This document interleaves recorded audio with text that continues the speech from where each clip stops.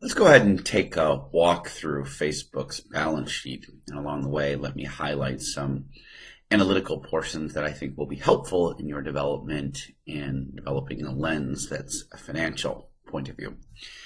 Okay, so when we think about assets or things you own, I've been attributed to, although it is not my quote, to think about cash as being king. One of the whole focuses of this course will be on thinking about cash flows. The reason being is once you have cash flowing in and out, what that creates is opportunities. Opportunities to do what? To make decisions to invest that generally are intended to create future cash flows.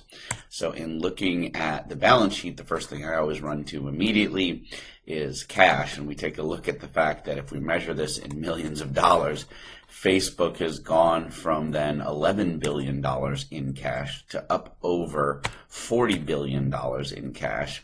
And the primary reason for that is while they maintain a certain amount of operating cash, they've been investing their excess cash in short-term investments, things like treasury bills, to earn marginal income from interest on that cash. And that's a fairly sizable number to think about on their balance sheet. As a finance person, I tend not to pay a lot of attention to the things down below here beneath cash, but I do pay some attention to the non-current assets piece, specifically because when we think about making investments, what we're often thinking about is capital expenditures on things like property, plant, and equipment that help to increase the asset base upon which we can generate future revenues. So you can see again that from 2013 to present, Facebook has gone ahead and increased by a multiple of 4 the asset base upon which they can build their future revenue streams. One thing that's also interesting to note for companies like a Facebook is their intangible assets, which would be things like patents and trademarks and other intellectual property, the things by which Facebook can go ahead and leverage its unique position in the marketplace.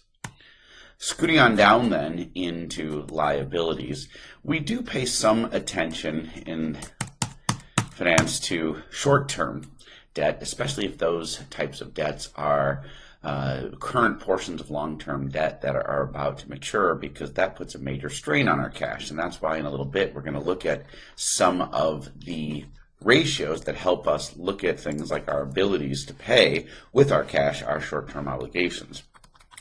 Facebook's interesting in that they aren't presenting any long-term debt anymore. The only thing that they had at some point was some degree of long-term capital leases, but they don't have any bank debt. They don't have any bonds payable out there to note, which tells you that this is a firm that doesn't really rely upon borrowing in order to fund its operations. Because when we get down in here, we see then their total liability position, and you notice that there is very little in the way of long-term liabilities. So how does Facebook fund itself? Again, thinking about this from mostly a book value point of view, since we are looking at accounting statements, their money primarily comes from their investors, and that's why you see that the vast majority of their liabilities and shareholder equity is related to the money that investors have put into them. So when I think about the balance sheet then, what are the things I look for? Number 1, always looking for cash. Number 2, thinking about what type of long-term asset investments are out there and may need to be replenished. Number 3, a brief glance at some of those short-term liability commitments. And then number 4, the long-term liability position. Now, once we have that, we can put that all together in certain select ratios.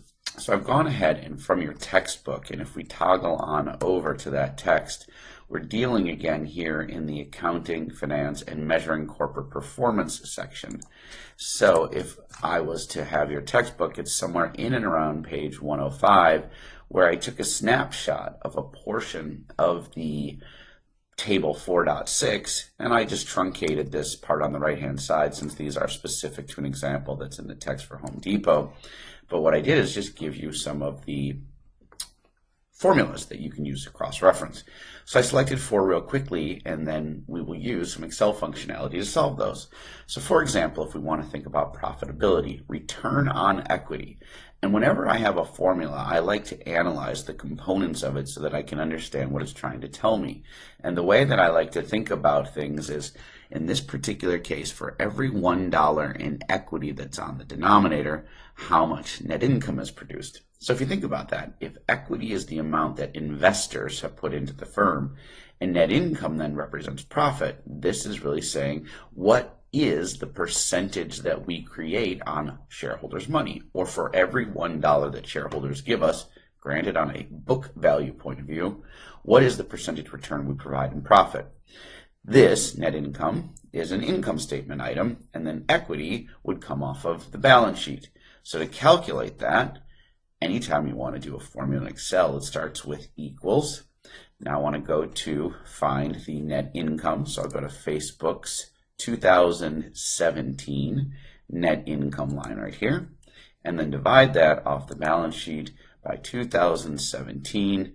We're looking for total stockholders' equity, and so you can see that Facebook produces all greater than 20 cents on the dollar in terms of return on equity.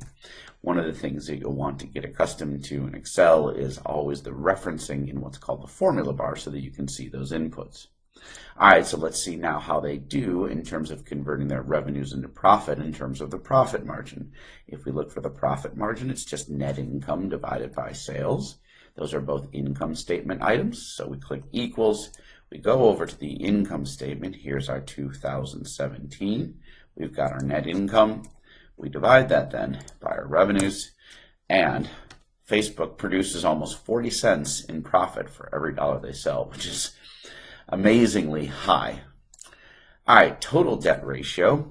If we think about the total debt ratio, this just says for every $1 of assets, what percent of them are funded by debt. We should be expecting a low number here off the balance sheet because, as we indicated previously, if we look at something like total liabilities and then we were to divide that by their total assets, as we said before, Facebook relies very lightly on debt sources and is primarily an equity-driven company.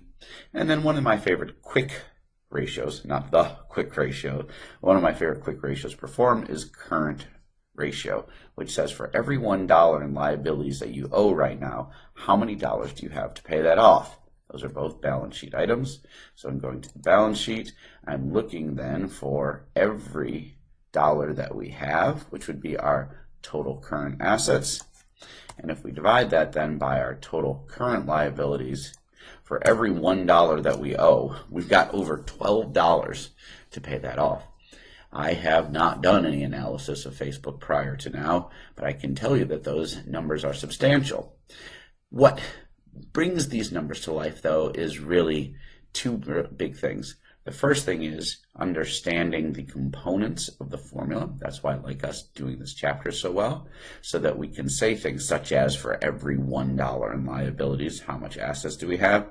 And then the second thing would be then to compare these. So we could look at Google's current ratio or Amazon's or Netflix, other companies that participate in the e-commerce space as their primary revenue source, and then get a better picture. So we'll do some of that going forward, but the main purpose of this video was to walk you through the balance sheet and then to show you the construction of some of the basic types of ratios that we use to do financial analysis.